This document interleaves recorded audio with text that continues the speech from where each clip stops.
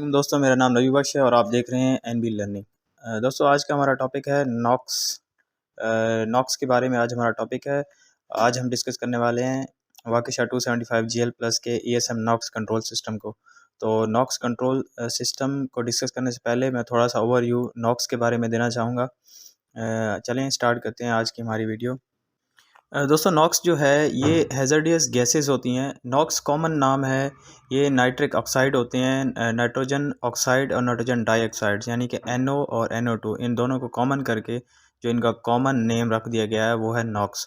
Basically ये गैसें बहुत हार्मफुल गैसें होती हैं। ये गैसें हमारे जब भी कोई हमारी फ्यूल की कंबस्शन होती है, जैसे डीज़ल गैस वगैरह की, तो तब ये गैसेस जो हैं वो प्रोड्यूस होती हैं ड्यूरिंग कंबस्शन के दौरान। दोस्तों, ये जो नाइट्रिक ऑक्साइड्स होते हैं NO2, ये बहुत हाई टेम्परेचर पे जो है ये प्रोड्यूस होते हैं। जैसा कि आपको पता है कि नाइट्रोजन एक इनर्ट गैस है और आम टेम्परेचर प्रेशर पे ये रिएक्ट नहीं करती। लेकिन जब भी कंबस्शन चैम्बर में, आपको पता है कि कंबस्शन चैम्बर में बहुत हाई टेम्परेचर होता है, तो नॉक्स की जो प्रोडक्शन है वो 2200 फ़ारेनहाइट से 3200 फ़ारेनहाइट 2200 फ़ारेनहाइट से जो है वो स्टार्ट होना शुरू हो जाती है और 3200 फ़ारेनहाइट पे वो अपने पीक पे पहुंचती है।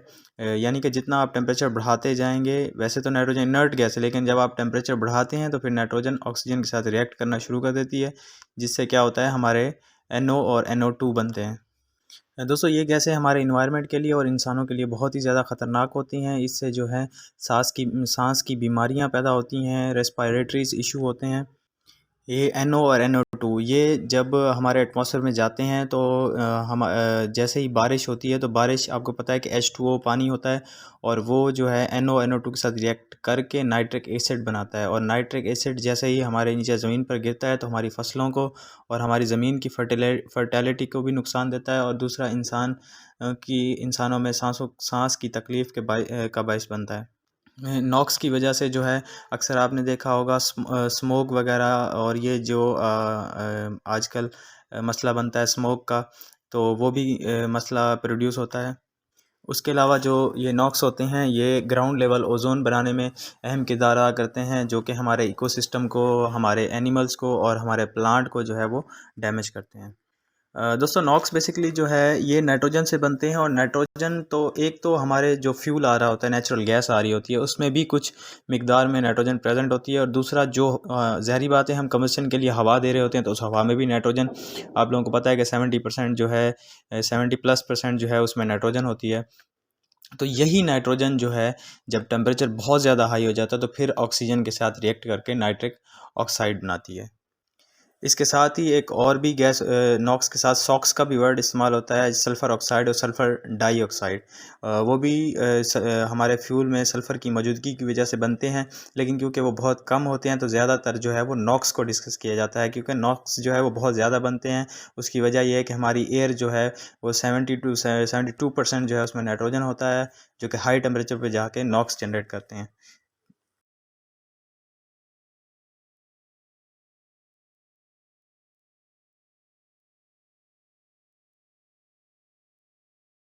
तो दोस्तों, अभी हम जो है वाकिशा ESM 275 जेल प्लस के नॉक्स कंट्रोल सिस्टम को जो है वो डिस्कस करेंगे। बेसिकली इस नॉक्स कंट्रोल सिस्टम को ESM सिस्टम में या 275 में लगाने का मकसद ये है कि नॉक्स कंट्रोल सिस्टम के थ्रू एयर फ्यूल रेशो को जो है हमने कंट्रोल करना होता है, इसलिए ये सिस्टम जो है ESM में लगाया गया है या 275 में लगाया गया है। इंजन की एयर फ्यूल रेशो को हम कंट्रोल करके अपनी जो नॉक्स इमिशंस हैं उसको मिनिमाइज़ कर सकते हैं और अपने इन्वायरमेंट को बचा सकते हैं, और उसके अलावा जो है हम अपने इंजन की पीक परफॉर्मेंस को भी अचीव कर सकते हैं विद मिनिमम फ्यूल। दोस्तों, नॉक्स कंट्रोल सिस्टम जो है वो एक सब सिस्टम है ESM का। ESM इंजन सिस्टम मैनेजर है। आप ऐसे समझ लेंगे जैसे किसी कंपनी में मैनेजर होता है और उसके नीचे जो है उसके इंजीनियर्स होते हैं, जो कि काम करते हैं और रिपोर्ट अपने मैनेजर को देते हैं। तो इसी तरह से हमारे जो ESM सिस्टम है, इसके भी सब सिस्टम्स होते हैं जिनमें NCM यानी कि नॉक्स कंट्रोल मॉड्यूल है। दोस्तों एनसीएम जो है इसका ईएसएम का सब सिस्टम है और ये नॉक्स कंट्रोलिंग सिस्टम को जो है वो इंडिपेंडेंटली कंट्रोल करता है और साथ साथ कम्युनिकेशन रखता है ईएसएम के साथ। अगर कोई मसला या कोई इशू आता है तो वो ईएसएम जो है उसके साथ कम्युनिकेट कर रहा होता है और एनसीएम जो है फिर उसको मोड बस के ज़रिए ईएसएम को बताता है कि सिस्टम में ये इशू आ रहा है और ईएसएम उसको फिर रिज़ॉल्व करने की कोशिश करता है। नॉक्स कंट्रोल मॉड्यूल जिसे एनसीएम भी कहते हैं वो किस तरह से एयर फ्यूल रेशो कंट्रोल करता है, वो स्टेपर मोटर के थ्रू जो है हमारी एयर फ्यूल रेशो को कंट्रोल करता है। तो स्टेपर मोटर के बारे में और आगे हम इसके कंपोनेंट के बारे में मज़ीद डिस्कस करेंगे। जितनी भी ये नॉक्स की कंट्रोलिंग है एनसीएम के थ्रू, ये हम एक एचएमआई के थ्रू जो है हम इसके साथ इंटरफेस करते हैं, जिसको हम जो है एचएमआई कहते हैं। और एचएमआई के ज़रिए जो है हम नॉक्स का सेट पॉइंट स्टेपर के स्टेप्स कम या ज़्यादा कर सकते हैं। दोस्तों नॉक्स कंट्रोल सिस्टम के अगर हम कंपोनेंट्स को देखें तो उसमें एनसीएम आ जाता है, NOx control module, HMI human machine interference जिससे हम कोई सेट पॉइंट इसको दे सकते हैं। उसके अलावा नॉक्स सेंसर है, सेंसर ब्लॉक है और स्टेपर मोटर जो कि फ्यूल रेगुलेटर को ऑपरेट करवाती है और जो है गैस के प्रेशर को प्रेसाइज़ करती है। उसके अलावा वायर हार्नेस है, सेंसर इनपुट फ्रॉम ईसीयू और उसके अलावा मोड बस जो है ये इसके कंपोनेंट हैं। आगे हम मज़ीद इसको डिस्कस करते हैं। नॉक्स सेंसर बेसिकली इंजन के एग्जॉस्ट के ऊपर जो है फ्लू गैसेस के ऊपर लगा होता है, जो कि कंटिन्यूसली जो है नॉक्स की कंसंट्रेशन को वो देख रहा होता है कि नॉक्स जो हैं वो हमारे कितने हैं। नॉर्मली 0.7 पीपीएम, 0.8 पीपीएम यहाँ तक जो है ये चल रहे होते हैं। तो नॉक्स सेंसर क्या करता है, सिग्नल भेजता है एनसीएम को, नॉक्स कंट्रोल मॉड्यूल को। नॉक्स कंट्रोल मॉड्यूल उसको एनालाइज करता है कि क्या एयर फ्यूल रेशो जो है वो जो हमारे नॉक्स की क्वांटिटी फ्लू गैसेस में जा रही है उसके मुताबिक जो हमारी एयर फ्यूल रेशो है वो ठीक है या नहीं है। इस सिग्नल को देखते हुए जो कि नॉक्स सेंसर एनसीएम को भेजता है, एनसीएम उसको एनालाइज करता है कि इस सिग्नल के मुताबिक उसने क्या करना है कि एयर फ्यूल रेशो अगर तो ठीक है तो फिर तो वो उसमें कोई चेंज नहीं लाएगा। अगर वो देखता है कि नॉक्स की वैल्यू बढ़ गई है या नॉक्स की वैल्यू कम हो गई है तो वो उसको मैनिपुलेट करने के लिए स्टेपर मोटर को सिग्नल देता है ताकि एयर फ्यूल रेशो एडजस्ट हो।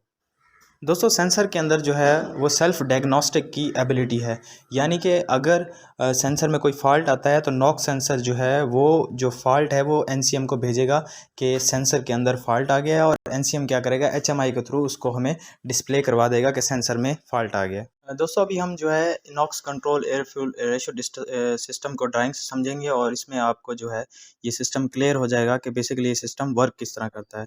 इसके कंपोनेंट आप अपनी स्क्रीन पे देख सकते हैं। इसका पहला जो मेन कंपोनेंट है वो ईएसएम है। दोस्तों ईएसएम को ईसीयू भी कह सकते हैं, इसमें कंफ्यूज होने वाली कोई बात नहीं है। ईएसएम और ईसीयू जो है ये दोनों ही सेम चीज़ें हैं। नॉक्स कंट्रोलिंग के लिए ईएसएम को 5 सेंसर का सिग्नल जा रहा है। उसमें नंबर 1 सेंसर जो है वो आरपीएम सेंसर है। अच्छा, आरपीएम की इनपुट ईएसएम को क्यों दी गई है? आरपीएम की इनपुट ईएसएम को इसलिए दी गई है, अगर आरपीएम में वेरिएशन आती है, आरपीएम कम या ज़्यादा होते हैं तो ईएसएम उसको एनालाइज करेगा और अपनी एयर फ्यूल रेशो को एडजस्ट करेगा। क्योंकि अगर आरपीएम में वेरिएशन आ रही है तो इसका मतलब आपकी एयर फ्यूल रेशो सही नहीं है। तो ईएसएम क्या है, अपने आरपीएम की वेरिएशन की बेसिस पे सिग्नल देगा एनसीएम को और एनसीएम आगे स्टेपर मोटर को सिग्नल देगा जिससे एयर फ्यूल रेशो जो है वो एडजस्ट होगी। उसके अलावा जो दूसरा सेंसर ईएसएम को इनपुट दे रहा है वो है एम्बिएंट टेम्परेचर। एम्बिएंट टेम्परेचर जैसा कि आपको पता है कि अगर एयर का टेम्परेचर कम या ज़्यादा हो जाए तो उससे हमारी एयर फ्यूल रेशो डिस्टर्ब होती है, क्योंकि जो ठंडी हवा है वो कम इस्तेमाल होती है और गर्म हवा जो है वो ज़्यादा इस्तेमाल होती है। तो एम्बिएंट टेम्परेचर को देखते हुए ईएसएम एनसीएम को सिग्नल देता है, जिससे जो है हमारी स्टेपर मोटर एक्शन में आती है और अपनी एयर फ्यूल रेशो को एडजस्ट करती है। इसी तरह बैरोमेट्रिक प्रेशर, यानी कि जो हमारे एटमॉस्फेयर का प्रेशर है, नॉर्मली हमारे एटमॉस्फेयर प्रेशर का इतना चेंज तो नहीं होता, लेकिन फिर भी ये एक इसमें इनपुट रखी गई है, क्योंकि बाज़ इंजन जो है हाई एल्टीट्यूड पे या ज़्यादा ऊंचाई वाली जगह पे जो है वो इस्तेमाल होते हैं, तो वहाँ पे प्रेशर कम होता है। तो उस सूरत में भी जो है आपकी एयर फ्यूल रेशो को मेंटेन करने की ज़रूरत होती है। उसके अलावा इनटेक मैनिफोल्ड का प्रेशर और टेम्परेचर, इनटेक मैनिफोल्ड जैसा कि आपको पता है, अगर फ्यूल का टेम्परेचर बढ़ जाए वो टू सम रीज़न किसी भी वजह से, और इनटेक मैनिफोल्ड का अगर प्रेशर बढ़ जाता है, यानी कि अगर के थ्रॉटल रिज़र्व में कोई मसला आ रहा है, या आपका बाईपास में कोई मसला आ रहा है जिसकी वजह से जो है आपका एयर का प्रेशर बढ़ जाता है या फ्यूल का टेम्परेचर बढ़ जाता है, तो उससे आपका मैनिफोल्ड का टेम्परेचर प्रेशर बढ़ेगा। तो इन सूरतों में जो है एयर फ्यूल रेशो को आइडियलाइज़ करना ज़रूरी है। तो जैसा कि मैंने बताया, 5 सेंसर जो है इनकी इनपुट ईएसएम को जा रही है। ईएसएम इन 5 सेंसर की इनपुट को एनालाइज़ करता है। एनालाइज़ करने के बाद जो है एक मोड बस के ज़रिए जो है वो सिग्नल देता है एनसीएम को। एनसीएम जो है आगे सिग्नल देता है स्टेपर मोटर को कैन 2 सिस्टम के थ्रू।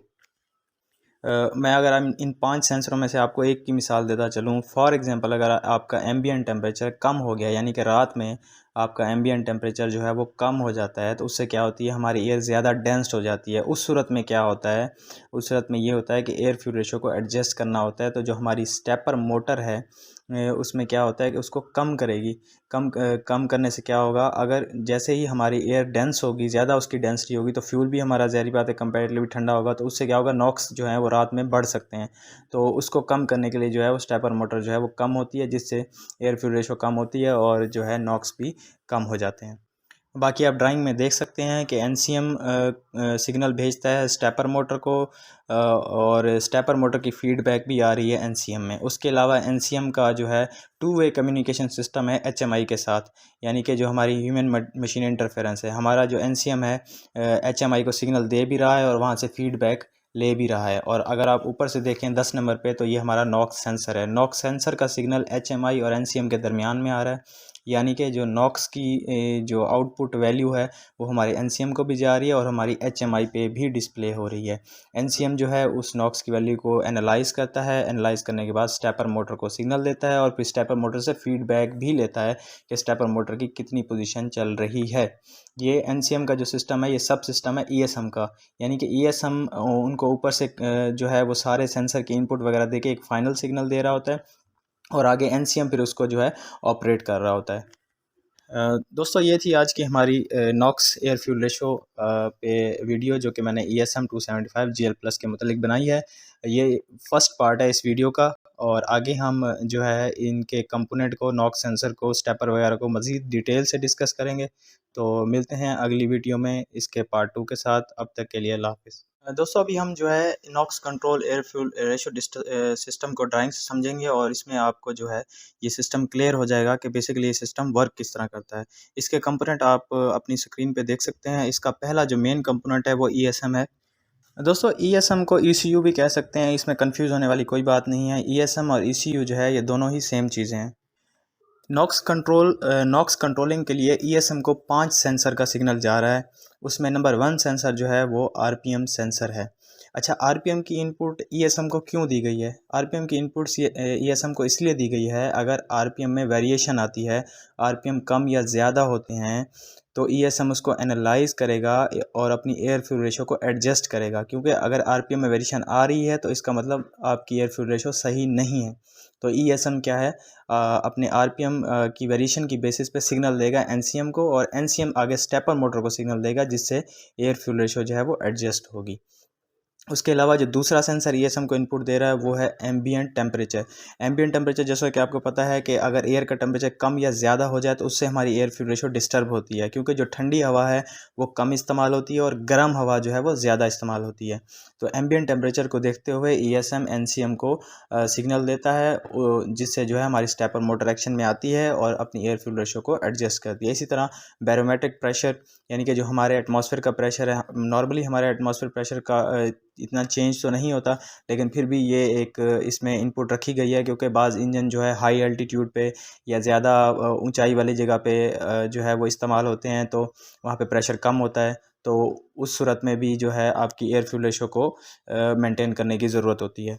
उसके अलावा इनटेक मैनिफोल्ड का प्रेशर और टेम्परेचर।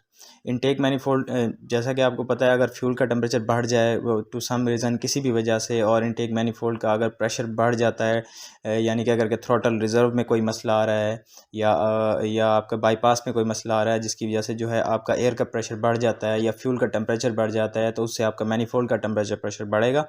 तो इन सूरतों में जो है एयर फ्यूल रेशो को आइडियलाइज़ करना ज़रूरी है। तो जैसा कि मैंने बताया, 5 सेंसर जो है इनकी इनपुट ईएसएम को जा रही है। ईएसएम इन 5 सेंसर की इनपुट को एनालाइज करता है।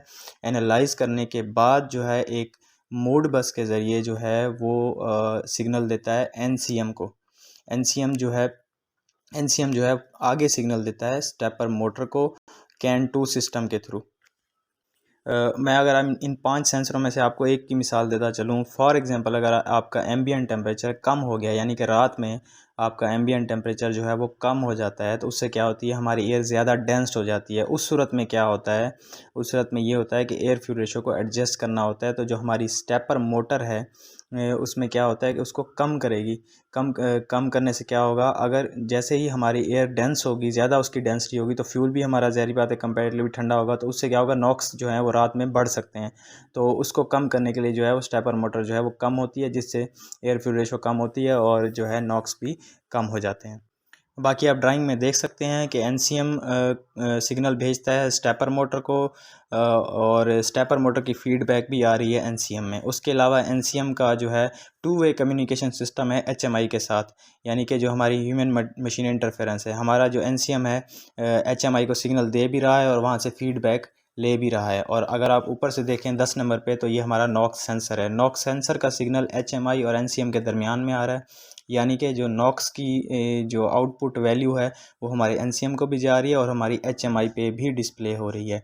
एनसीएम जो है उस नॉक्स की वैल्यू को एनालाइज करता है। एनालाइज करने के बाद स्टेपर मोटर को सिग्नल देता है और फिर स्टेपर मोटर से फीडबैक भी लेता है कि स्टेपर मोटर की कितनी पोजीशन चल रही है। ये एनसीएम का जो सिस्टम है ये सब सिस्टम है ईएसएम का, यानी कि ईएसएम उनको ऊपर से जो है वो सारे सेंसर की इनपुट वगैरह देके एक फाइनल सिग्नल दे रहा होता है, और आगे एनसीएम फिर उसको जो है ऑपरेट कर रहा होता है। दोस्तों, ये थी आज की हमारी नॉक्स एयर फ्यूल रेशो पे वीडियो, जो कि मैंने ESM 275 GL+ के मुतालिक बनाई है। ये फर्स्ट पार्ट है इस वीडियो का, और आगे हम जो है इनके कंपोनेंट को, नॉक्स सेंसर को, स्टेपर वगैरह को मज़ीद डिटेल से डिस्कस करेंगे। तो मिलते हैं अगली वीडियो में इसके पार्ट 2 के साथ। अब तक के लिए अल्लाह हाफ़िज़।